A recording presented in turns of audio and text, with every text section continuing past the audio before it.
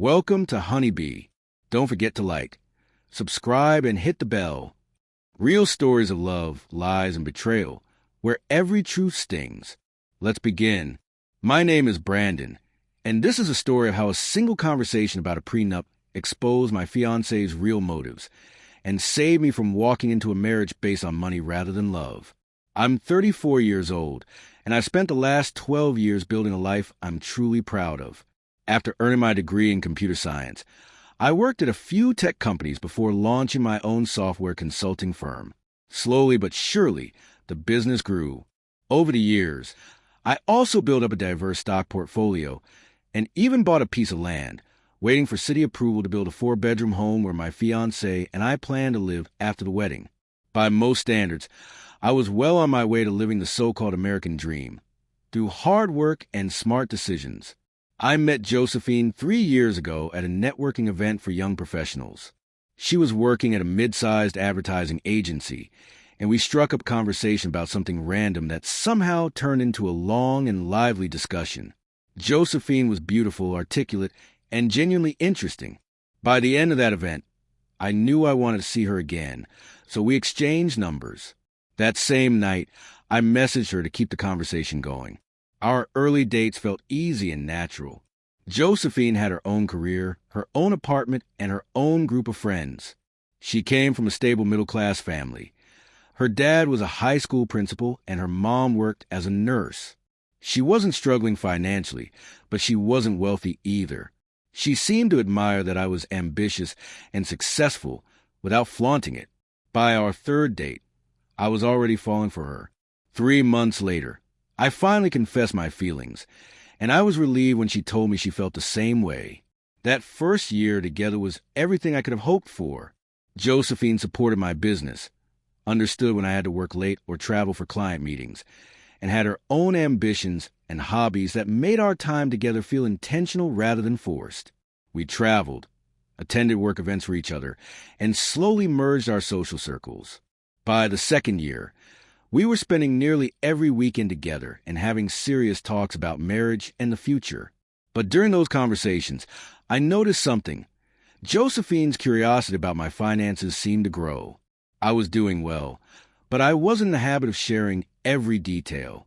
She started asking very specific questions about my company's revenue, its growth potential, and whether I had retirement savings. At the time, I saw it as a natural, practical discussion about building a life together. Looking back, I realized she was gathering information about my net worth and whether it met her standards for starting a family. Josephine also made casual comments about lifestyle expectations. She would talk about friends who had married up, now living in upscale neighborhoods, driving luxury cars, and taking expensive vacations. She'd say how marriage should mean sharing everything, being partners in all areas of life, including finances. At the time, all of that sounded fine to me. I've always wanted to provide for my future family, so I didn't think twice. I assumed she was talking about emotional partnership and shared goals. Now, I see she was talking about assets and financial status. 3 years into dating, I proposed. I'd been planning it for months, working with a jeweler to design a custom ring, coordinating with the resort to set up a private dinner overlooking a vineyard. Her reaction was perfect. Tears, laughter, an immediate yes, and excitement about telling our families. The engagement felt like the natural next step. We picked a wedding date, booked a vineyard as our venue, and started planning what we both called a celebration of our commitment to each other. Josephine threw herself into wedding planning, handling the photographers, caterers, invitations, and all the dozens of little details. She seemed genuinely excited, not just about the wedding day, but about our future together. During this time, I bought the land where we planned to build our dream home. It was going to be a big step up from where either of us lived. 4 bedrooms, 3 bathrooms, a spacious kitchen, which Josephine specifically requested, and a home office for me. Everything seemed to be coming together. Then came the conversation that changed everything. One Friday night, Josephine came over for the weekend. We had dinner on the patio, shared a bottle of wine, and talked about final wedding details. It was relaxed, intimate, and I thought it was the right moment to bring up something important. I told her my lawyer had advised that we consider a prenuptial agreement. explaining that it would protect both of us. Since I owned a business and investments, a prenup would simply clarify how things would be divided if, God forbid, something ever happened to our marriage. I made it clear this wasn't about expecting failure, but about responsible planning. Josephine's reaction was immediate and intense. Her expression changed from calm and loving to defensive and angry. She asked why I was already thinking about divorce before we were even married, if I was having doubts about us, and whether I was planning to leave her after the wedding. I tried to reassure her that a prenup was no different from insurance or a will, just a precaution, but she became even more upset. She said that bringing up a prenup proved I didn't trust her, that true love meant sharing everything without legal paperwork. She accused me of treating marriage like a business deal instead of a commitment of the heart. Then she said the words that stopped me cold. I'm not signing a prenup. You should trust me. It was as if my attempt at financial protection had been turned into a personal insult. I stayed calm, repeated that I trusted her, and emphasized that it was about protecting both of us. But inside, I couldn't shake the feeling that something was off. That night, she went to bed early, distant, and cold. I stayed up thinking about her reaction, wondering why someone who truly loved me would be so strongly against something that was meant to protect us both. By the next morning, a seed of doubt had been planted. When Josephine left that Sunday evening, she said she needed time to think about whether she could marry someone who wouldn't share everything. The following day, I spoke to my lawyer again. This time, he suggested a different option, one some clients had used to test a partner's true intentions. I could temporarily transfer all my assets, business shares, investment accounts, and properties into my mother's name. Legally, for a set period of time, I would own almost nothing. It was a drastic step, but the more I thought about it, the more it felt like the right move. If Josephine really loved me for me, it wouldn't matter if I owned nothing. If she was after my assets, this would make that painfully clear. My mom was surprisingly supportive. She told me she'd seen how money could reveal someone's true nature, and that it was better to know Josephine's intentions now than during a costly divorce. Over the next 2 weeks, we did all the paperwork. Notarizations, title transfers, accountant coordination. When it was done, I technically owned nothing but my personal belongings and my checking account. Then I asked Josephine to meet with me at my lawyer's office. She agreed, probably thinking I was going to drop the prenup request.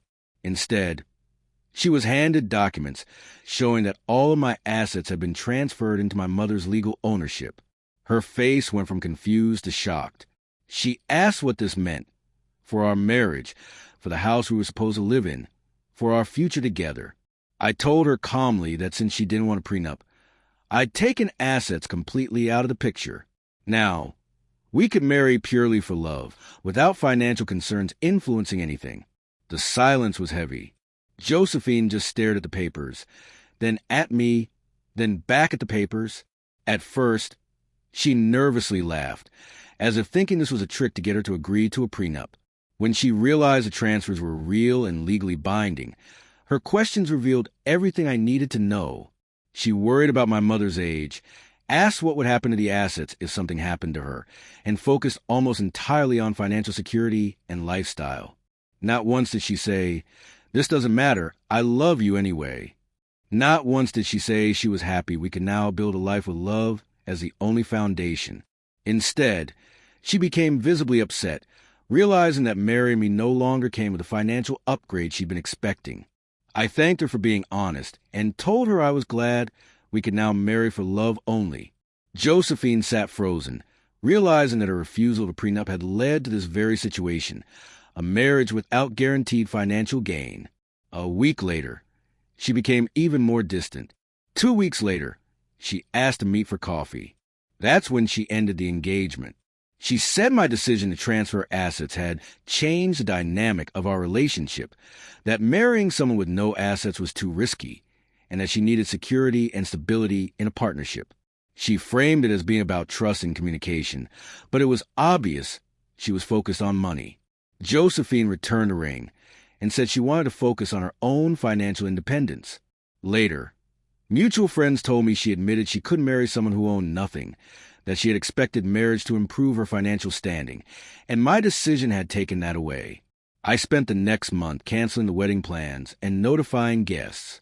3 months later, my lawyer reversed the transfers, and all my assets were legally mine again. By the date that was supposed to be our wedding, I was single but relieved and grateful.